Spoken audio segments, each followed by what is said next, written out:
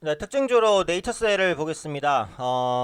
급등 이후의 눌림, 그 다음에 급등인데, 이게 이제 종목 이슈도 종목 이슈지만은, 기술적으로도 살펴볼 만한 차트예요. 제가 올려드린 교육 영상과 연계를 해서 좀 볼 수 있는 차트이기 때문에, 이 부분까지 종합적으로 한번 보겠습니다. 일단은, 이런 부분이 있어요. 그러니까 지금 HLB가 급등 이후에 차익 매물이 쏟아지면서 일단 좀 밀리고 있잖아요. 네, 그런 흐름이 제약바이오주의 분위기를 다시 좀 위축시킬 것이냐, 아니면 제약바이오주의 순환매로 갈 것이냐 라고 했을 때, 지금 이제 후자 쪽 제약바이오주의 순환매로 보여져요.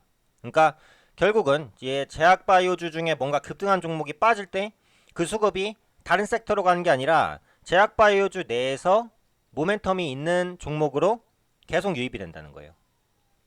그러니까 어쨌든 제약바이오주는 급등 종목만 주의를 하시고, 신약이라든지 실적 모멘텀이 있는 종목은 꾸준하게 지금 시점에서도 관심을 계속해서 가지셔야 된다라는 관점인 거거든요.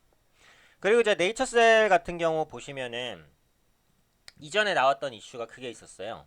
그러니까 미국 바이오젠의 알츠하이머 치료제 아두카누맙 이 임상 3상에 성공했다라고 했단 말이에요.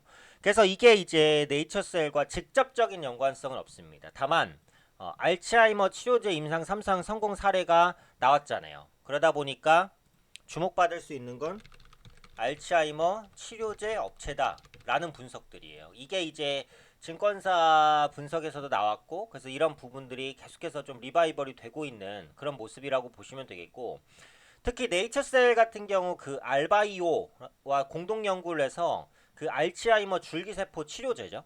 알츠하이머 줄기세포 치료제인 RK 오스템을 개발 중입니다. 알츠하이머 줄기세포 치료제 RK 오스템을 이제 개발 중인데, 지금 이제 이 RK 오스템 같은 경우 미국 FDA로부터 그 알츠하이머병 환자를 대상으로 하는 임상 1상 그리고 이상 A 동시 진행을 승인을 받은 상태예요. 그래서 지금 보면은 이제 제가 임상 단계 2회라는 교육 영상에도 올려드렸습니다만, 임상 1상 같은 경우에는 안정성에 테스트 많이 집중한다고 했었어요. 그래서 미국에서 투여받은 것을 시작으로 해서 안정성과 유효성 이런 부분들에 대한 임상이 동시에 좀 진행이 될 것으로 보여지고 있고요.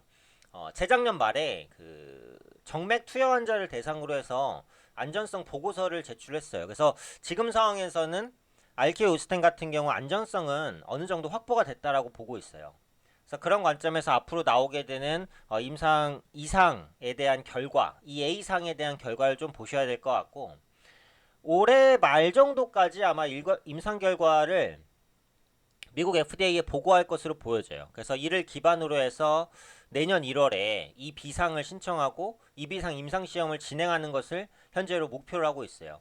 근데 이 알케오스텐 같은 경우 그 기존의 알츠하이머 치료제보다 조금 메리트가 있을 수 있는 게, 기존의 알츠하이머 치료제 같은 경우 지연에 포커스를 맞췄어요. 지연. 그러니까 알츠하이머병을 고치는 건 아니고 이게 천천히 오게 했단 말이에요. 이건 실질적인 치료라기보다는 그냥 악화를 완화시키는 정도잖아요. 기존에 이제 알츠하이머 치료제가 거의 지연에 포커스가 맞춰져 있었단 말이에요.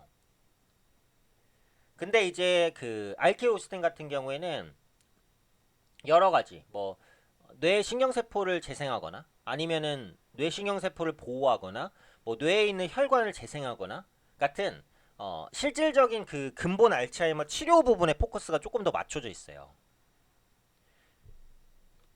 그렇기 때문에 단순히 이제 지연을 시키는 알츠하이머 관련된 치료제보다는 당연히 조금 더 프리미엄이 있어야 될 것으로 보여져요. 물론 이것은 어디까지나 임상 과정이 다 맞춰지고 실제로 이제 시판까지 이루어지고 이런 과정이 선행돼야 되는 부분이지만, 지금으로서는 그에 대한 기대감이 선제적으로 반영되는 부분이 있죠. 그래서 네이처셀 관련해서 한번 보시면 되겠고, 기술적인 부분 때문에라도 이 종목을 한번 말씀드리고 싶었는데, 이게 이 위치예요.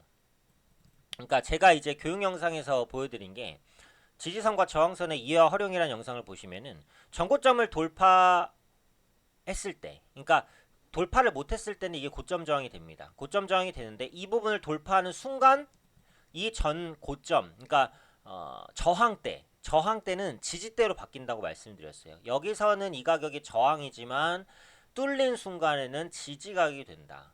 그래서 8,600원, 700원 정도 선에서는 어때요? 이 선과 이 선이 어느 정도는 비슷하게 움직이잖아요. 그래서 기술적으로 전고점에 대한 지지가 있을 가능성이 있었고 그 부분에 따라서 수급이 강하게 유입되는, 그러니까 차트 같은 경우에도 반복적으로 보시는 게 좋아요. 제가 기본 강의로 올려드린 영상을 보시고 그런 비슷한 차트 모양이 뭐가 있는지, 그리고 실제로 그런 비슷한 움직임이 진행되는지, 요걸 이제 반복적으로 체득을 하셔야 매매를 하실 때 이걸 이용하실 수 있는 거거든요. 그러니까 기본적인 이론에 대한 좀 그 다지기 전략은 필요하고요. 그다음에 그걸 활용해서 차트를 반복적으로 이제 좀 보시는 것, 이렇게 해야지 실력이 향상되는 데 좀 도움이 됩니다. 그래서 네이처셀 관련해서 이제 알츠하이머 치료제 관련된 모멘텀이 있는 업체다라는 부분을 말씀드렸고요. 그다음에 기술적으로 고점이 뚫리면 그것은 더 이상 저항선이 아니라 지지선으로 바뀐다라는 기본적인 강의 내용을 다시 한번 좀 상기드리고 싶습니다. 그래서 관련해서 이제 네이처셀로 말씀을 드렸으니까 제약바이오주 내에서 신약 기대감 있는 종목 꾸준히 찾아보시고요.